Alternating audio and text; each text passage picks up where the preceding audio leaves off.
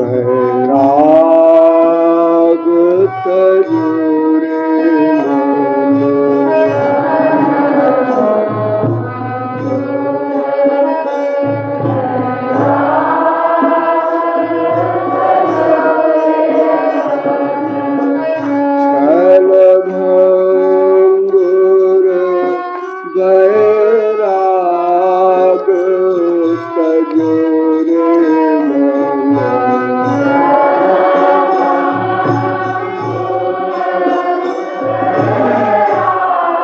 मन छल भंगुर वैराग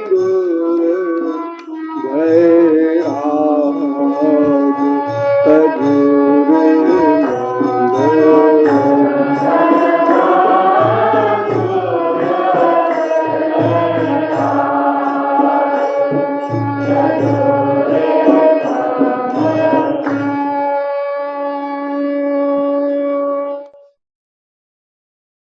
एक तत्वज्ञ अपने मन से कहता है,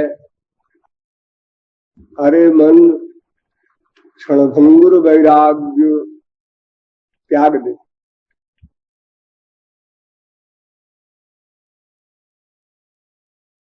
मन से ही कहने का आशय ये है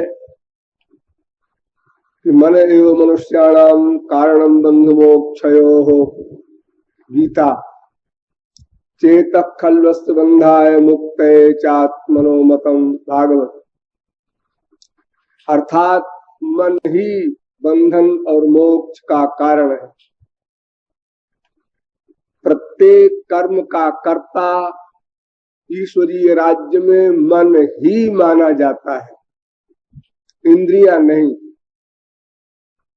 जितनी देर तक आप लोग यहाँ मन युक्त साधना करते हैं, बस उतनी ही साधना आपकी ईश्वर के यहाँ लिखी जाएगी। और जितनी देर साधना आप मन अन्यत्र आसक्त करके किए होंगे, कर रहे होंगे, वो सब नहीं लिखी जाएगी। और अगर लिखी जाएगी तो जहां मन की आसक्ति होगी उसकी उपासना लिखी जाएगी। तो इस प्रकार प्रत्येक वर्ग का वर्कर, प्रत्येक कर्म का कर्ता केवल मन ही है। अतएव समस्त महापुरुषों ने, दार्शनिकों ने मन को ही संबोधित करके प्रत्येक उपदेश दिया है।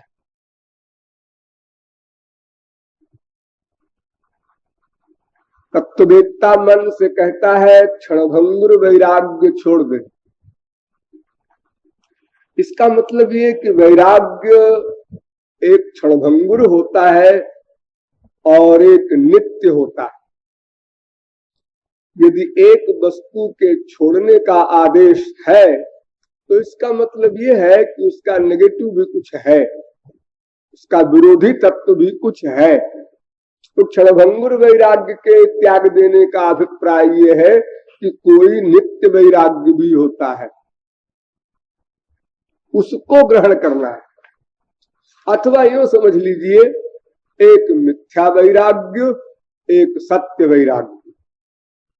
और सुंदर शब्दों में यूं सब कह लीजिए उसको कि मिथ्या वैराग्य का त्याग कर दे और सत्य वैराग्य को ग्रहण कर ले।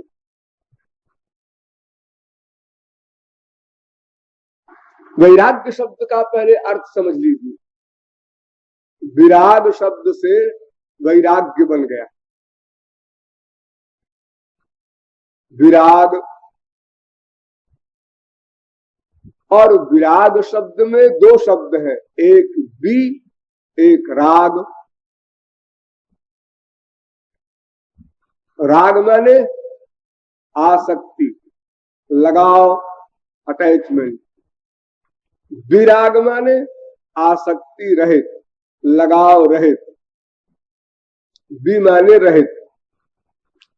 विगत राग, जिसका राग चला जाए, समाप्त हो जाए, वो वैराग्य।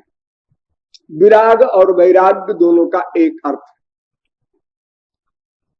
तो वैराग्य शब्द का अर्थ ये हुआ कि जिसका राग न हो। कहां न हो?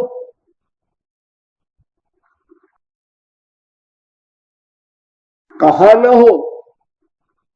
जहां अपना लक्ष्य हल न हो वहां राग न हो। अन्यथा तो वैराग्य शब्द का अर्थ ये भी हो जाएगा कि जो संसार में आसक्त हैं वो कहेंगे हमको भी वैराग्य है। कैसे? भगवान से वैराग्य है। जैसे ईश्वरीय क्षेत्र वाला संसार से विरक्त है, ऐसे ही सांसारिक क्षेत्र वाला भगवान से विरक्त है, फिर वो भी वैरागियों में अपना नाम लिखा लेगा। ऐसा नहीं। जो आत्मा का प्रमुख उद्देश्य है ईश्वर प्राप्ति, उस लक्ष्य के अतिरिक्त जो कुछ बचा उसमें राग न हो, उसका नाम वैराग्य। बहुत सावधान होकर सुनिएगा। मैंने इसके पहले एक दिन अनन्य शब्द की व्याख्या की थी, जिसमें मैंने बताया था कि अन्य में अनुराग न हो, उस अन्य का वर्णन हम कर रहे हैं। अन्य क्या है? तो अन्य कुछ है ही नहीं, क्योंकि तीन तत्व अनादि मैंने आप लोगों को बताए हैं। एक ईश्वर, एक हम लोग और एक माया। तो अन्य में कौन बचा? वही एक तत्व बचा, माया। क्योंकि हम तो अटैचमेंट करने वाले या डिटैचमेंट करने वाले हो गए, कहीं आसक्त होंगे या विरक्त होंगे। हम तो वर्कर हैं, कर्म करता है।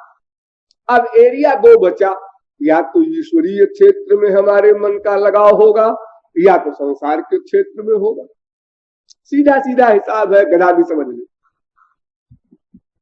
अब ईश्वरीय क्षेत्र क्या है, ये मैंने आप लोगों को उस दिन बताया था कि भगवान, उनका नाम, उनका रूप, उनका गुण, उनकी लीला, उनके धाम, उनका संत, इसका नाम ईश्वरीय क्षेत्र है।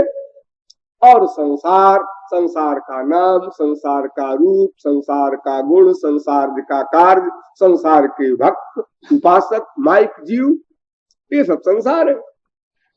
दोनों तरफ अनंत अनंत विषय है। भगवान के भी अनंत नाम, अनंत गुण, अनंत लीला, अनंत धाम, अनंत संत, और संसार के पास भी अनंत नाम, अनंत रूप, अनंत गुण, अनंत कार्य, अनंत ब्रह्मांड और अनंत जीव हैं उनके उपासक, माया के अंडर में रहने वाले। दोनों तरफ की पार्टी तगड़ी है, कोई कमजोर नहीं।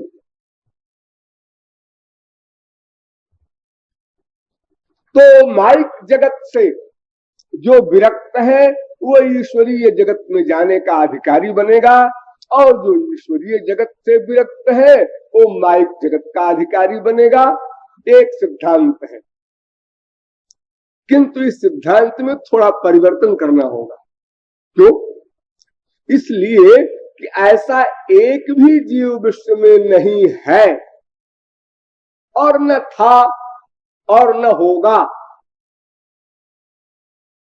जो ये सिद्ध कर दे कि हमारा लगाव न ईश्वर में है न संसार में।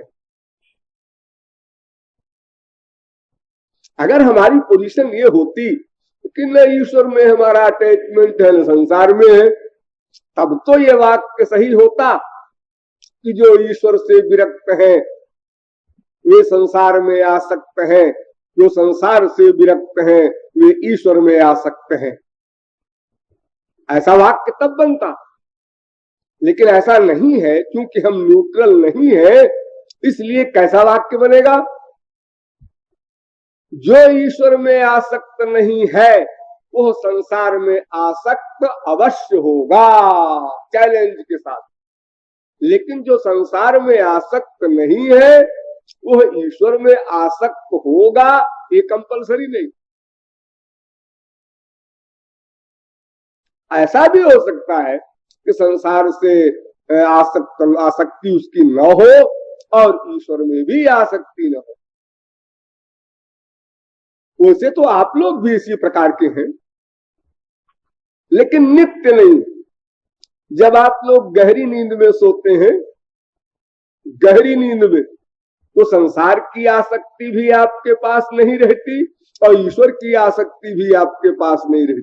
जब आप कहते हैं सुखमहम स्वाप्सम न किंचिदहम वेदिशम, आज मैं सुख से सोया, आज मैंने कुछ नहीं सोचा, कुछ नहीं जाना, कुछ नहीं देखा, कुछ नहीं सुना, कुछ नहीं सूंघा, कोई फर्क नहीं।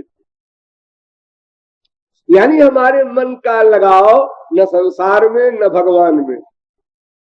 ये अनुभव आप लोगों को है, लेकिन नित्य नहीं है।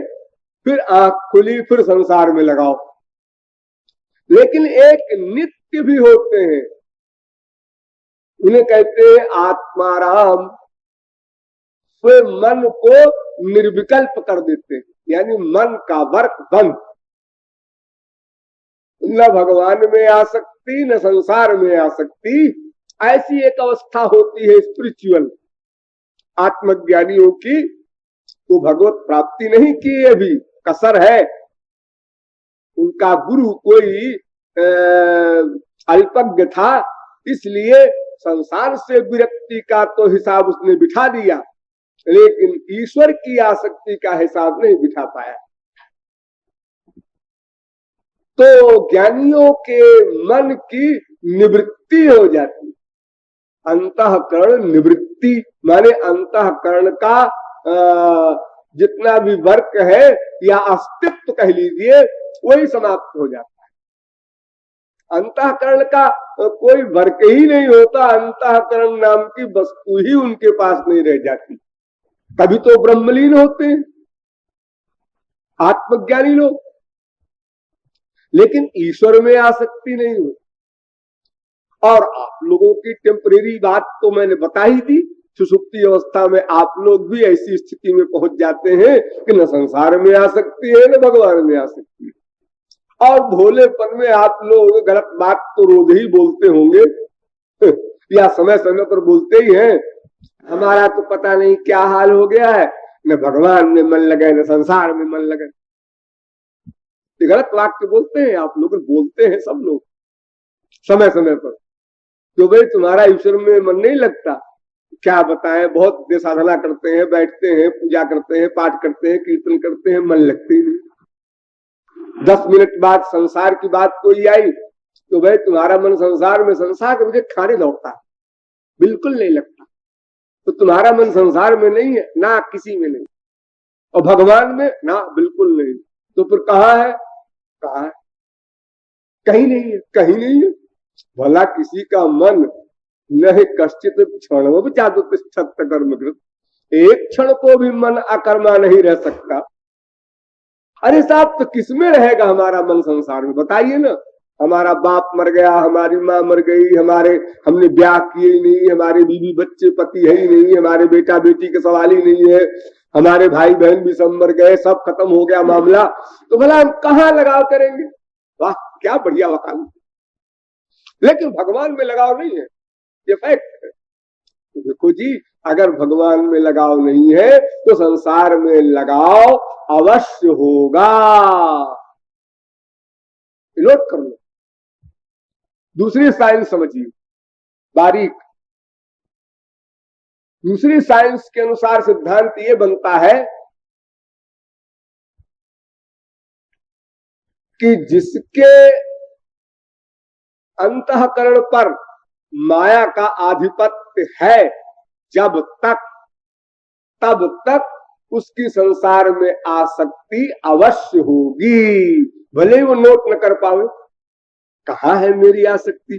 कहीं तो नहीं है। एक ऐसा आदमी ढूंढ के लाए जिसके सचमुच कोई संसार में न हो, ऐसा भिखारी हो, सब मर मरा गए हो, प्रॉपर्टी भी न हो, भिक्षा मांगता हो, कुछ न हो, और मैं सिद्ध करूंगा कि उसको कितनी आसक्ति है, करोड़पति से अधिक, 50 बच्चे वालों की माँ बाप से अधिक, आसक्ति बड़ी बारीक होती, बड़ी चोरी चोरी वो अंदर रहती है। एक विवाह न करने वाली लड़की जब देखती है एक स्त्री पति गले में हाथ डालकर या हाथ में हाथ लेकर के चल रहे हैं पार्क में, तो एक बीमारी पैदा हो जाती है। हम भी ब्याह किए होते तो हमारी भी एक पति होता, हम भी ऐसे चलते, लेकिन चप्पल जूता खाना पड़ता। अच्छा हुआ नहीं किया, लेकिन कर लेते तो अच्छा रहता। हम किसी को जो हमारे ऊपर उंगली उठती है न उठती, लेकिन ये तो उंगली उठ रही है, आगे और बड़े बड़े खतरे होते बच्चों कच्चों में। ये इस प्रकार की दो प्रकार की बीमारी चला करती है अविवाहित लड़के लड़कियों में। सब लोग प्राइवेट नोट करना।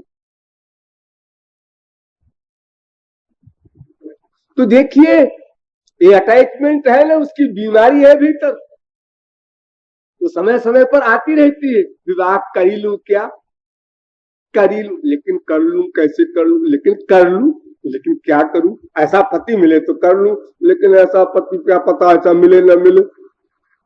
इस प्रकार ये देखो पति की कामना, एक छोटा सा बच्चा, उसको माँ दूध पिला रही है, उसको देखा, मेरे बच्चा होता मैं भी प्यार करती, लेकिन बच्चे की बड़ी मुसीबत होती है। अच्छा भगवान ने नहीं दिया, लेकिन बच्चा नहीं है तो लोग हमको कहते हैं बाज है बाज है। इस प्रकार हर व्यक्ति के अंदर वो बीमारी है। अब फिर जो इंद्रियों की बीमारी है वो तो स्पष्ट ही है। सब मर गए, हाँ, कोई नहीं तुम्हारे ना, कोई प्रॉपर्टी नहीं ना, रसगुल्ला देखा मन ललचा गया। ये देखो अंदर बैठी रसना, कान से सुना सुंदर शब्द, सम्मान के शब्द, स्तुति के शब्द, प्रशंसा के शब्द, अच्छा लगा। बुराई सुना, बुरा लगा। नाक में खुशबू आई, बड़ा अच्छा फूल है यहाँ पर। बदबू आई, रुमाल रखकर भागी। देखो सब बीमारियां हैं। कम हो ठीक है, एटमॉस्फेयर मिलेगा जिसको उसको बीमारी बढ़ेगी, एटमॉस्फेयर नहीं मिलेगा उसकी बीमारी कम रहेगी। लेकिन बीमारी है क्योंकि माया है, क्योंकि अनंत जन्मों में हमने उन सब विषयों का सेवन किया है, उसके संस्कार है। मेन पॉइंट ध्यान दो, हमने अनंत जन्मों में अनंत माँ का प्यार, अनंत बाप का प्यार, अनंत पति का प्यार, अनंत बीवी का प्यार, अनंत बेटों का प्यार, अनंत संसार का प्यार पाया है, भोगा है। उसके संस्कार भीतर बैठे हैं अड्डा जमाए हुए। इसलिए अगर वो सामान मिलता है तो वो वासनाएं बढ़ जाती हैं, सामान नहीं मिलता तो जरा सी उठी दब गई, उठी दब गई, इतना होता है वो सब। वो गई नहीं। जैसे बोरे में गेहूं बंद है तो आप समझते हैं 2 साल से हमारे यहाँ तो गेहूं रखा है, चना रखा है, इसमें तो न कहीं अंकुर पैदा हुआ न कहीं पेड़ बनाए। लेकिन जब आप खेत में डालते हैं वो लंबा चौड़ा पेड़ बन करके एक फल में 100 फल लग जाते हैं। तो उसी प्रकार हमारे भीतर की जो बीमारियां हैं, जब उसका सामान हमको मिलता है तो बीमारियां अपने विराट रूप में आकर के प्रकट हो जाती। इतना सा अंतर अवश्य है। बाकी ये कोई कहे कि चूंकि हमारा बाप मर गया इसलिए बाप की कामना समाप्त हो गई ना। जब किसी के बाप की बात आती है, मेरे भी बाप होता, आ गई बीमारी भीतर से, मेरे भी मम्मी होती, मर गई लड़कपन में ही। तो वो जो बीमारी है वो संस्कार जन्य है, अनंत जन्मों की हमारी वो बीमारी बनाई हुई है, वो ऐसी छोटी मोटी नहीं है। तो इस प्रकार जिनके सामान है उनको तो भयंकर रोग है ही है, गधा भी जानता है। लेकिन जिनके पास कोई सामान नहीं, उनके पास भी बीज रूप में सब बीमारियां संस्कार जन्य बनी हुई हैं। इसलिए प्रत्येक जीव की प्रत्येक विषय में आसक्ति अनादिकालीन है। ये मतलब नहीं किसमें होगी, मेरे तो बाप ही नहीं, माँ ही नहीं, पति नहीं, बीवी नहीं, अरे होने से कोई मतलब नहीं होगा। सबके संस्कार भीतर मौजूद है, क्योंकि अनंत बार तुमने बनाया है, अटैचमेंट किया है। तो जीव न्यूट्रल नहीं है, क्योंकि यानी अनादिकाल से संसार में आसक्त हो चुका है, माया के अंडर में है। इसलिए अगर ईश्वर में आसक्ति नहीं है तो फिर ईश्वर कृपा नहीं होगी, और ईश्वर कृपा नहीं होगी तो माया निवृत्ति नहीं होगी, और माया निवृत्ति नहीं होगी तो फिर सब विकार सब में सदा है, दिखाई न पड़े। अब आप लोग कोई इस समय देखे तो क्या दिखाई पड़ेगा? आप लोग न काम न क्रोध न लोभ न मोह न ईर्ष्या न द्वेष, कुछ नहीं दिखाई पड़ता आप लोगों में इस समय। आपके विधाता देख ले। लेकिन जब इन सब का वातावरण मिलता है, एक वाक्य कोई बोल दे, जरा सा गलत व्यवहार कर दे कोई, जरा तुम्हारी थाली लेके चल पड़े, देखो पर तुरंत गुर्राने लगते हो। वो सब भीतर बैठे हुए हैं, ताक में रहते हैं। कोई वातावरण मिले हमको, बस हम अपना रूप दिखा दे कि हम भीतर बैठे हैं। होशियार रहना। ईश्वर प्राप्ति के 1 सेकंड पहले तक इन्हें सोचना हमारा तो काम बन गया, अभी नहीं बना है, अभी डेंजर है। ईश्वर प्राप्ति के बाद सर्टिफिकेट मिलेगा, क्षीयन्ते जास्ति कर्माणि विद्यते हृदय ग्रंथि छिद्यन्ते सर्व संशया तस्मिन् दृष्टे खिलात्मनि। उसके दर्शन के बाद ही सब बीमारियों की जड़ माया समाप्त हो जाती है, और पिछले संस्कार भी माफ कर दिए गए, अगले का भी ठेका हो गया। सब हिसाब जो भी सोच सकते हो नहीं सोच सकते हो सब बैठ गए। तो इसलिए संसार से वैराग्य सबको करना पड़ेगा, क्योंकि सभी जीव अनादिकाल से संसारी हैं। तो माया के अंडर में होने के कारण विश्व का प्रत्येक जीव माइक है, कोई ईश्वरीय नहीं है। ईश्वरीय जो हुए हैं उनको बनना पड़ा है, परिश्रम करना पड़ा है, ईश्वरीय जीव नहीं। अब आप कहें गोलोक में ईश्वरीय जीव है, ठीक है, गोलोक में है, वो यहां से बन बन करके गए हैं, या भगवान के परिकर है, पार्षद है। हम अपने मृत्युलोक की माया लोक की बात कर रहे हैं। भगवान के लोक में क्या है, उससे आपसे क्या फायदा होना है? आप अपने संसार की बात समझिए कि इस संसार में प्रत्येक जीव माया के अंदर में है, और अगर कोई गोलोक गया या जा रहा है या वहां से फिर अवतार लेकर आया है तो हमारी पार्टी का था पहले। वो उसने परिश्रम किया है, मेहनत किया है, उसने कुछ भगवान की शर्त नहीं होगी उसको पूरा किया है, तो वो चला गया, अपना भगवान की पार्टी का हो गया। लेकिन थे सब पहले माया के अंदर में, तो सब माया के अंदर में जीव है, इसलिए संसार में आसक्ति सबकी है। ईश्वर में आसक्ति करने के लिए संसार की आसक्ति सबने छोड़ी है, सब छोड़ रहे हैं, और आगे भी सब छोड़ेंगे जिनको भगवत प्राप्ति करनी हो। वो पड़ेगा, वो धीरे धीरे करो, तेजी से करो, एक जन्म में करो, करोड़ जन्म में करो, ये सब जीव के अधिकार में दे दिया गया है। न महापुरुष कुछ कर सकता है न भगवान कुछ कर सकता है। महापुरुष भी हाथ मलता रहेगा, दुखी बना रहेगा, अरे कितना समझा रहे हैं, ये मानते ही नहीं है, या इसने 10% ही माना हमारी बात, 50% ही इसने स्वीकार किया हमारी बात। क्योंकि पूरा पूरा स्वीकार कर लेने के बाद तो फिर कुछ प्राप्तव्य अवशिष्ट नहीं रह जाता, फिर क्या करना है, तो बात ही बन जाए। तो संसार से वैराग्य सबको करना है, जिसने किया या जो कर रहा है या जो करेगा, सबको करना। तो एक वैराग्य करना है और एक वैराग्य होना है। जो वैराग्य करना है उसके दो भेद हैं, एक मिथ्या वैराग्य, एक सत्य वैराग्य।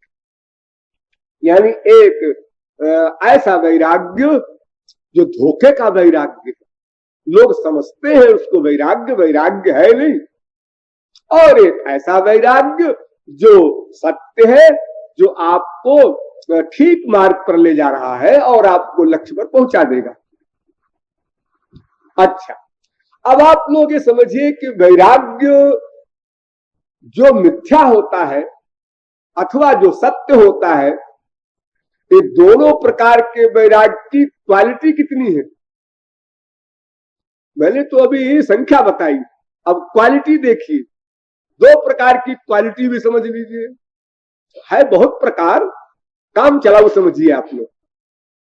पांडित्य का प्रवचन देंगे तो तुम्हारा लंबा चौड़ा व्याख्यान एक एक शब्द के ऊपर होगा। काम चलाऊ दो प्रकार की, दो क्वालिटी। एक क्वालिटी है अनुकूल भाव से वैराग्य और एक प्रतिकूल भाव से, यानी राग दो प्रकार का होता है, एक अनुकूल भाव से राग, एक प्रतिकूल भाव से राग। वो चाहे भगवान में हो चाहे संसार में हो, कहीं हो, दोनों में लगा लेना। अनुकूल भाव से राग जैसे आप करते हैं संसार में, स्त्री पति बाप बेटा रसगुल्ला सब में करते हैं, अनुकूल भाव से राग। और प्रतिकूल भाव से राग कौन सा है? जहां आप दुश्मनी करते हैं, द्वेष करते हैं, जहां आप द्वेष करते हैं, दुश्मनी करते हैं, वो प्रतिकूल भाव का राग है। राग माने अटैचमेंट, बताया ना, मन का अटैचमेंट, मन उसमें छुआ रहे, वो चाहे प्यार से छुआ रहे चाहे दुश्मनी से छुआ रहे, दोनों का एक फल। बहुत सावधान होकर सुनो, दोनों का एक फल। जो फल प्यार का वही फल खार का। जैसा वर्क प्यार में वैसा ही वर्क खार में, जैसा रिएक्शन प्यार का वैसे ही खार का, दुश्मनी का। देखो प्यार में क्या होता है, अब गधे की अकल समझो। प्यार में आप चिंतन करते हैं अपने प्रिय का, मेरा बाप ऐसा है, मेरी मम्मी ऐसी है, मेरा प्रियतम ऐसा है, बार बार चिंतन करते हैं, बार बार बार बार। उसे कब देखे, उसके शब्द कब सुने, उसका स्पर्श कब मिले, ये चिंतन चल रहा है लगातार। उसकी बात कोई सुनावे अच्छा लगता है, उसकी कोई तारीफ करे अच्छा लगता है, ये सब अनुकूल भाव का राग। और ठीक इसी प्रकार दुश्मनी का भी चिंतन आप करते हैं। जो आपकी खिलाफत करता हो, आपका नुकसान करता हो, ऐसा व्यक्ति जिससे आपकी स्वार्थ हानि हुई हो या होने की आशंका हो, आपकी बुद्धि में डिसीजन हो गया हो कि ये हमारे विषय की, हमारे मामले में ये हानि करने वाला है, ये नुकसान कर चुका है या करने वाला है, ये बुद्धि में आपके आ जाए, वो कंफ्यूजन ही क्यों न हो, बस दुश्मनी का चिंतन हो गया। अब वो भी चिंतन उसी प्रकार चलेगा जैसे दोस्ती वाला चला था। उसके खिलाफ कोई बोले, हाँ ये भी खिलाफ बोल रहा है, हाँ आओ बैठो बैठो, क्या कह रहे हो? तो कह रहे हो बड़ा बदमाश है, बिल्कुल ठीक। अब प्यार हो गया दोनों का। वो पार्टी उनकी भी अपनी बनती है, ये तुम्हारी पार्टी है, ऐसे उनकी पार्टी भी होती है। जैसे तुम अपना कीर्तन मनन चिंतन करते हो अनुकूल भाव से प्यार की, ऐसे वो प्रतिकूल भाव से चिंतन मनन कीर्तन होता है। वो साला बदमाश, वो साला बदमाश, उसकी खबर ले लेना है, उसको ये कर दो, उसको ये चुरा लो, उसको ये मरवा दो, उसको पुलिस के हवाले कर दो, उसको ये तंग करो। वहां भी सब प्लानिंग प्रैक्टिस होती है बाकायदा। तो अनुकूल भाव और प्रतिकूल भाव दोनों में चिंतन एक सा। उसी प्रकार से अनुकूल भाव के चिंतन की अंतिम सीमा, ध्यान दो, अंतिम सीमा क्या? जित देखूं तित श्याममयी है, सर्वत्र अपना प्रियतम दिखाई पड़ता है, ये अंतिम अवस्था। और प्रतिकूल भाव की अंतिम अवस्था, जहां देखते हैं वहां वो दुश्मन दिखाई पड़ता है। कंस के सामने थाली आई, उठाकर थाली फेंक दिया, इसमें भी श्री कृष्ण है, इसमें भी श्री कृष्ण, कपड़ा फाड़ दिया, इसमें भी श्री कृष्ण है। तकिया, जो कुछ सामान उठा उठा के फेंक रहा है, पागल सभी का। सब जगह श्री कृष्ण है, सब जगह श्री कृष्ण है, मैं पागल हो जाऊंगा, तो उसे खा जाऊंगा। तन मैं तद रूप तल लील, उसकी भी वही अंतिम अवस्था, इसलिए उसको भी गोलोक मिलेगा, कंस को भी, क्योंकि अटैचमेंट उसका भी तो है। दोनों का नाम अटैचमेंट है, चाहे प्यार से हो चाहे खार से हो। संसार से प्यार से हो या खार से हो, उसी प्रकार भगवान से भी प्यार से हो या खार से हो, दोनों का एक फल मिलेगा। क्योंकि उसके अंतःकरण में जो टच हो रहा है उससे मतलब है। गंदी चीज का टच हो रहा है, चाहे प्यार से हो चाहे खार से, फल गंदा मिलेगा। सही चीज का टच हो रहा है, चाहे प्यार से चाहे खार से, सही फल मिलेगा। पारस को लोहे में प्यार से छुआ दो तो भी सोना बनेगा, लड़ा दो गुस्से में आके तो भी सोना बनेगा। भगवान से किसी का नुकसान थोड़े हो सकता है। वो चाहे जिस प्रकार से मन का अटैचमेंट हो जाए, कामं क्रोधं भयं स्नेहमैक्यं सौहृदमेव च नित्यं हरौ विदधतो जानति तन्मयतां हिते। भागवत। काम भाव से बड़े सुंदर है, हमारे प्रियतम हो जाए। क्रोध भाव से, ये बदमाश। स्नेह भाव से, ऐक्यम, अद्वैती लोग एकता के भाव से करते हैं प्यार। अथवा किसी प्रकार से, कामाद गोप्यो भयात कंसा द्वेषात चैद्यादयो नृपा। काम भाव से प्यार किया जिन गोपियों ने, उनको भी गोलोक मिला। और भय से प्यार किया कंस ने, भय से, उसको भी गोलोक मिला। और द्वेष से प्यार किया शिशुपाल वगैरह ने, उनको भी गोलोक मिला। तो दोनों एरिया में एक ही बात है, एक ही तरीका है, एक ही रिएक्शन है, कोई फर्क नहीं। तो संसार में अगर हमारा प्यार है अनुकूल भाव से, उसका भी वही फल होगा जो प्रतिकूल भाव से है। अगर आप कहते हैं मेरा वैराग्य है स्त्री से, पति से, बाप से, बेटे से, उस वैराग्य का मतलब क्या है?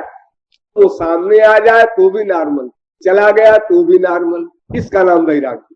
और आ गया प्यार हो गया, या ये बदमाश फिर आ गया, ये संसार हमें खाएगा, फिर आ गया हमारे सामने, ये आया द्वेष, वो फिर चिंतन शुरू हो जाएगा उसका।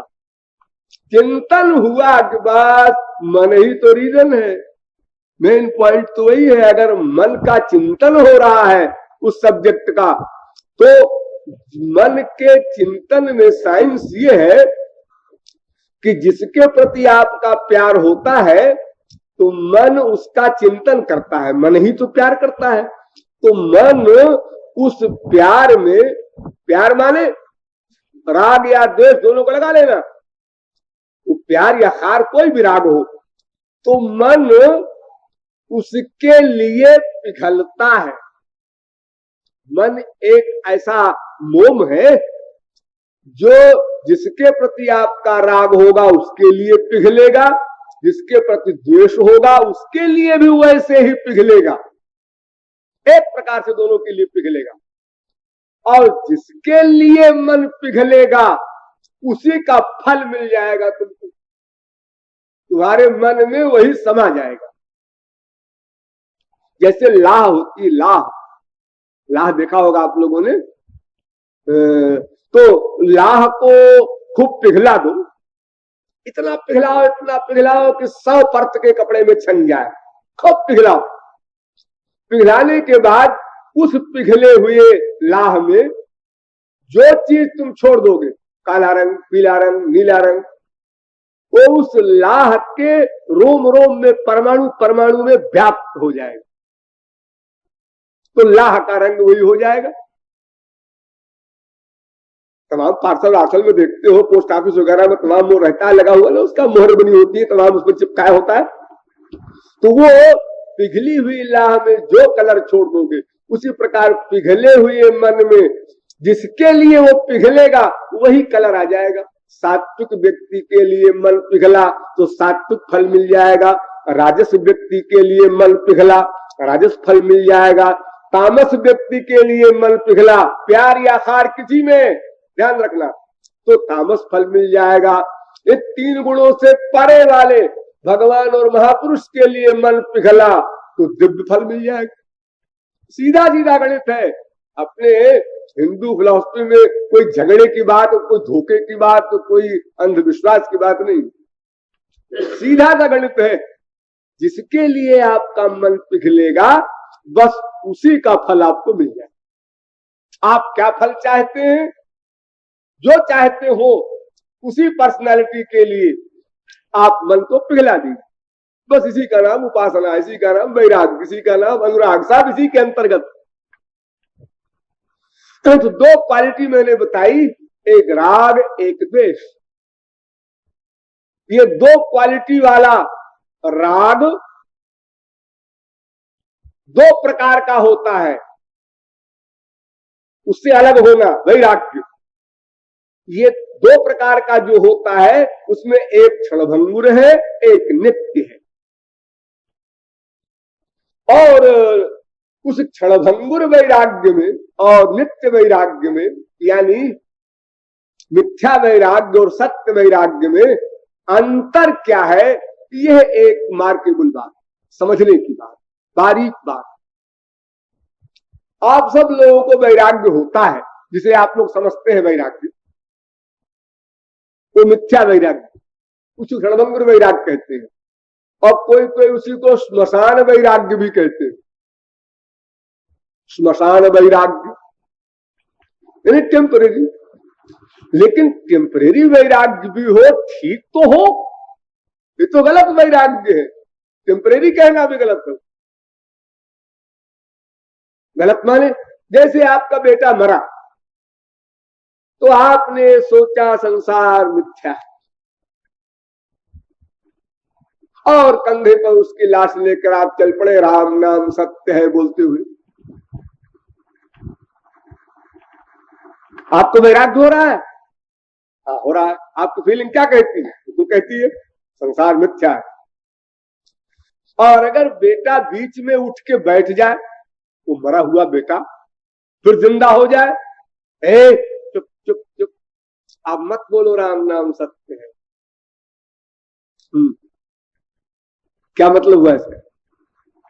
अगर धन लुट गया तो लक्ष्मी चंचल है,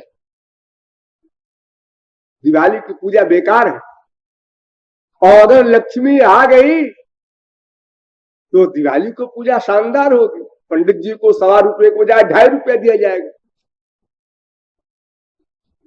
यानी हम लोग वैराग्य किसको कहते हैं? किसी वस्तु के छिन जाने पर हमको वैराग्य होता है। तो ये ज्ञान वस्तु से नहीं हुआ, वस्तु के न होने से हुआ है। ये उल्टा ज्ञान है।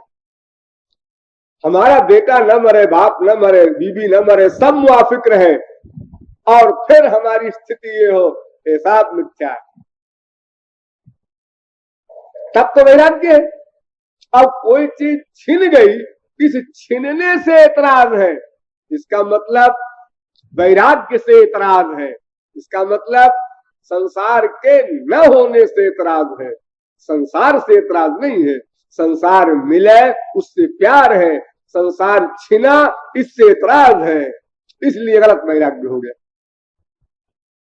आधे आदमी नहीं समझे, इतना मैं समझा रहा हूं डिटेल में। आप बुद्धि लगाओ, मनुष्य हो सब लोग, पढ़े लिखे इसमें 90% लोग हैं हाई स्कूल के ऊपर वाले, और फिर भी ये हाल है आप लोग। यानी हमको जो ज्ञान हो रहा है संसार मिथ्या है, तो बेटे के मरने पर हो रहा है, बेटे के अभाव में हो रहा है। तो बेटे के अभाव से हमको वैराग्य है, बेटे से वैराग्य नहीं है। धन नष्ट होने पर हमको जो वैराग्य हो रहा है वो धन से वैराग्य नहीं है, धन के अभाव से वैराग्य हो रहा है। तो संसार से वैराग्य नहीं हुआ, ये संसार के अभाव से वैराग्य हुआ। यानी संसार से प्यार है उसका, ये सिद्ध हो गया कात्य रूप से। तो ये क्षणभंगुर वैराग्य है, यानी मिथ्या वैराग्य है। सही वैराग्य वो है जब आपके पास संसार हो और आपका न उससे प्यार हो न खार, न राग हो न द्वेष हो। खबर आई क्या हुआ, बेटा हुआ है, अच्छा अच्छा। 15 मिनट बाद खबर आई वो मर गया, अच्छा अच्छा। एक स्थिति में भीतर से तब तो वैराग्य हुआ ना, क्योंकि वो तत्वज्ञानी है, वो जानता है बेटा हुआ, इसमें हमारा क्या लाभ है। और बेटा हुआ होगा, एक जीवात्मा है, अपने कर्मों को लेके आया है, हमें क्या निहाल कर देगा बेटा। और अगर मर गया तो इसमें हमारा क्या बिगड़ गया, वो जीवात्मा है, उसका अपना समय समाप्त हो गया, चला गया, अपना औरों का बेटा बनेगा। हम कितने के अनंत के बेटे बन चुके हैं, कौन सी नई बात, अपने बेटे के बेटे बन चुके हैं आप लोग अनंत बात। अरे जब आपका बेटा है कोई मान लो, तो एक साधारणतया नियम के अनुसार 90% जो नियम है दिखाई पड़ता है कि सीनियर आदमी मरता है आमतौर से, जूनियर कम मरते हैं। तो जो बूढ़े मर रहे हैं ये भगवान के लोग को तो जान ही नहीं, कोई भक्तों की तिक्की नहीं इन्होंने। ये बुढ़े जितने मर रहे हैं ये कहां पैदा होंगे, कोई जूनियर के यहां पैदा होंगे ना अपने। यानी 1000 बाप मरे तो वो 1000 बाप उन्हीं बेटों के तो बेटे बनेंगे अपने। तो भले ही डायरेक्ट अपने बेटे के न बेटे बने हो, पड़ोसी के बेटे बन गए हो, और इस क्रम से जब अनंत युग बीत गए, अनंत जन्म बीत गए, तो हम अपने ही बेटे के अनंत बार बेटे बन चुके हैं, अपनी ही बीबी के अनंत बार बीबी बन चुके हैं, वो हमारा पति बन चुका। क्या नहीं बने। एक साहब ने हमसे पूछा कि महाराज जी, अगर भगवान हमारे सब पूर्व जन्मों के पापों को सबको हमारे मस्तिष्क में रखता, यानी मेमोरी हमारी ऐसी बनाता, तो हम लोग पाप न करते। हमने कहा अगर भगवान ऐसा करता तो सबसे पहली बात तो ये थी कि संसार पागल हो जाता। क्योंकि मान लो उस जन्म में भी आपका कोई बाप रहा है, कोई माँ रहा है, कोई बेटा रहा है, कोई बेटी रही, कोई बीवी रही है, और आपको याद रहता तो अपना बाप छोड़ के उसके पास भागता, वो अपनी बीवी छोड़ के उसके पास भागता, वो अपनी पति छोड़ के उसके पास भागती, ये हमारा पति है, मैं पति नहीं चेंज कर सकती, मुझे खूब याद है। फिर तो अकांड कांड हो जाता हमारे विश्व में। ये तो अच्छा है कि मेमोरी हमारी छिन गई है इस मामले में, वरना कितना बड़ा कांड होता। हमें याद है हमने 500 तोला सोना गाड़ रखा था उस मकान में, और हमें याद है वो मेरा मकान था, मैं जाकर उसको लाता हूं। और जो उसके मकान में खोदने गए तो उन्होंने कहा पुलिस के हवाले करो। वो कोर्ट में गए, साहब ये तो मेरा मकान है, तुम्हारा कैसे है? कहता है मेरा है। साहब मुझे याद है पूर्व जन्म की, ये बताओ इसने कहाँ गाड़ रखा है? मैंने तो गाड़ रखा है, मुझे पता है। कितना कांड होगा संसार में देखो। ये तो बड़ा अच्छा है, तो भूल भाल गया है। जिसको आप पहले बेटा माने थे वो आपका दुश्मन बना खड़ा है बगल में, जिसको आप पहले पति माने थे वो आपका पड़ोसी बना बैठा हुआ है, उसकी ओर देखने में आपको लज्जा लगती है। सब घपड़ सपड़ मिट गया है इसी से, क्योंकि आपको याद नहीं है। वरना सब कांड कांड हो जाए सारे विश्व में। तो संसार से वैराग्य का मतलब यह है कि संसार हो और उसमें न प्यार हो न खार हो, और क्यों न हो, यह विवेक सदा साथ रहे तब।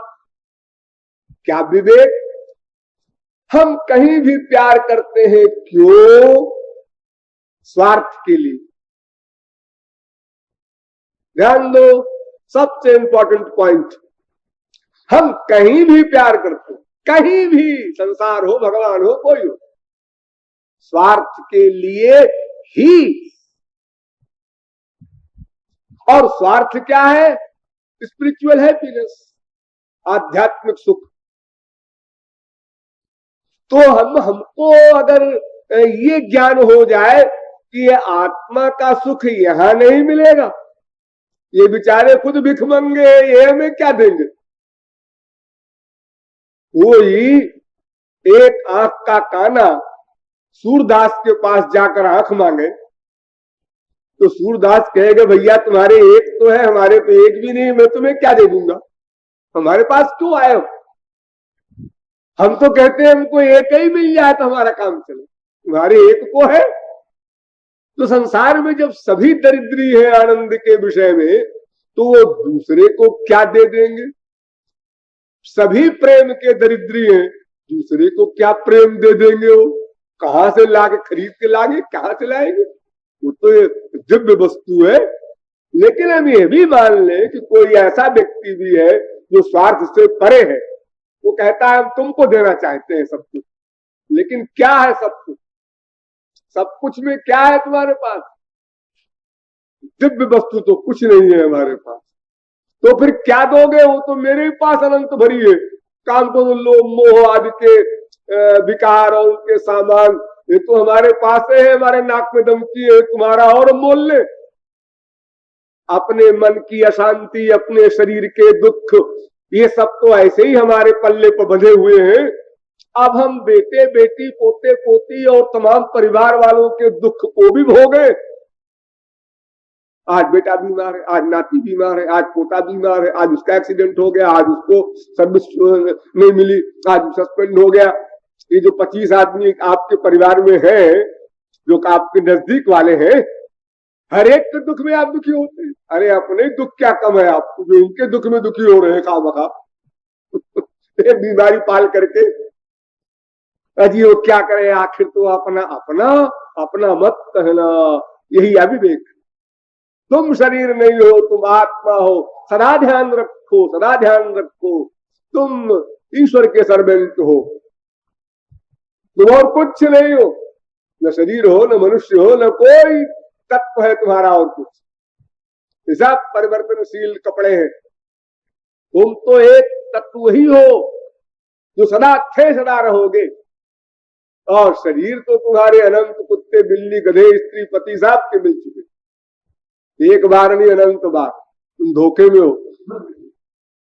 और सबके संस्कार तुम्हारे पास मौजूद है, ऐसा भी नहीं है कि संस्कार नहीं हो, सब संस्कार सबके पास है। क्योंकि अनंत बार तुम स्त्री बन चुके हो, इसलिए पुरुषों के संस्कार भी तुम्हारे पास, और चूंकि तुम अनंत बार स्त्री बन चुके हो, इसलिए पुरुषों के पास भी स्त्रियों के संस्कार है। इसलिए जब माधुर्य भाव की उपासना पुरुष करते हैं, थोड़ी डिफिकल्टी पड़ती है, लेकिन थोड़ी ही मेहनत करने पर उनको सब फीलिंग स्त्रियों की प्रारंभ हो जाती है। स्त्रियों को अधिक सुविधा है, ये ठीक है, श्री कृष्ण को प्रियतम मान करके उपासना करने में उनको कोई कठिनाई नहीं है। उनका शरीर, उनकी फीलिंग सारे जीवन की जैसी रही है, उसी को जरा सा मोड़ देना है, बजाय इधर के उधर कर देना है।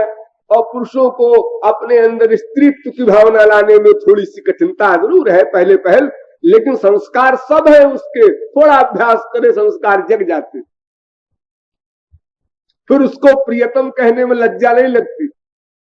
वरना अगर कोई रशिया अमेरिका या जहां कहीं ईश्वर का कोई मामला किसी ने सुना ना हो, अब कोई पुरुष गावे हमारो प्रियतम नंद किशोर, क्या कह रहा, कितना मुछा रखे हुए कट्टा कट्टा, ये क्या कह रहा है, हमारो प्रियतम।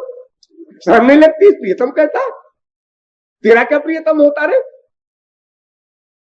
लेकिन थोड़े ही दिन अभ्यास करने के बाद आप लोगों को अनुभव में आता है ना, हाँ कितना सुंदर लगता है बोलने में। लज्जा की तो बात छोड़ो, कितना सुंदर लगता है बोलने में। हमारे स्वामी कहने में सुंदर नहीं लगता, हमारे प्रियतम कहने में सुंदर लगता है। देखिए संस्कार तो पिछले थे, उसे गुरु ने जगा दिया, थोड़ा सा जगा दिया, वो बस अपना वो जो पहले का अभ्यास इस शरीर का था वो है, फिर भी भूल गए और काम चल रहा है उसका बढ़िया।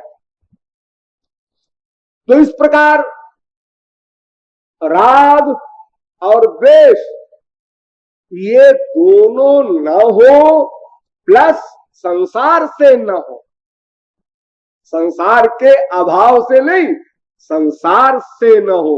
और इसलिए न हो कि वहां हमारा स्वार्थ हल नहीं होगा संसार से, क्योंकि हम आत्मा है। हमारा सुख तो केवल हरि और हरिजन से ही प्राप्त होगा। ये असली मतलब। इतनी सारी मिट्टी आपकी थाली में परोस दे, आप बहुत भूखे हैं, देखा क्या है, मिट्टी है, आप कहेंगे अच्छा नहीं, ठीक नहीं, और खाना रख दे, रसगुल्ला रख दे, हाँ। तो जब हम समझ लें बुद्धि से कि हमारा स्वार्थ संसार में कहीं नहीं है, स्वर्ग में भी नहीं है, ब्रह्मलोक तक नहीं है, तो फिर हम उसको उसी प्रकार देखेंगे जैसे थाली में परोसी हुई मिट्टी को देखता है कोई। ये क्या मजाक है, मिट्टी रख दिया आपने, तो फिर साहब वो भी क्या मजाक है कि आप स्त्री पति बाप बेटे से प्यार किए जा रहे हो, वो भी तो मिट्टी है,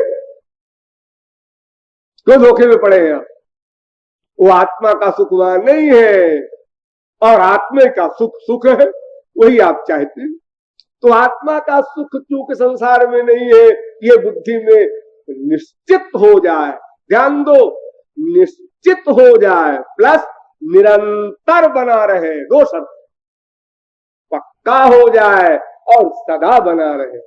पक्का हो गया है आप लोगों का 99% तक, ये मान लेते हैं, लेकिन वो सदा नहीं रहता है, गड़बड़ हो गई, वो भूल जाता है आप लोगों को, तो फिर को संसार में खो जाते हैं।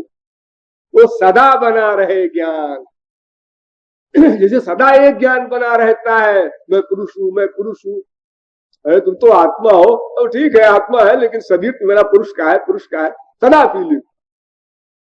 ऐसे ही वो फीलिंग भी बनी रहे निरंतर। और अब सुनो इसका नेगेटिव, इस संसार में आत्मा का सुख नहीं है, इसलिए प्यार नहीं, और संसार मिलकर के भी, संपूर्ण संसार मिलकर के भी हमें दुख नहीं दे सकता, क्योंकि उसके पास दुख नहीं है। दुख तो हमने खरीदा है, बनाया है। दुख नाम की कोई चीज भगवान ने बनाई नहीं। भला आनंद में भगवान गलत चीज क्यों बनाएगा, दिमाग खराब है उसका। भगवान ने दुख नहीं बनाया, उसने केवल आनंद बनाया है। दुख हम लोगों ने बनाया है। जैसे संसार में हमने कहीं प्यार किया तो उसके पाने पर सुख मिला, धोखे वाला सुख। तो वो जो धोखे वाला सुख हमको मिला संसार के पाने पर, तो उसके वियोग में हमें दुख मिल रहा है। ये वियोग का दुख हमें तब मिला जब संयोग में हमने सुख माना। तुरंत का पैदा हुआ बच्चा या महीने भर का बच्चा माँ की गोद में भी चला गया, बाप की गोद में भी चला गया, पड़ोस की गोद में भी चला गया, दुश्मन की गोद में भी चला गया, समदृष्टि है, कहीं कोई हरकत नहीं उसके अंतःकरण में। उसको सिखाया गया कि तेरी मम्मी, कि तेरी मम्मी, कि तेरी मासी, कि तेरी आंटी, कि तेरी बहन। पढ़ाते पढ़ाते पढ़ाते उसको लाखों बार पढ़ा डाला परिवार के लोगों ने। तेरा भैया ऐसा नहीं करते है, गंदी बात। ये गंदी बात सिखाने वाला कह रहा है गंदी बात।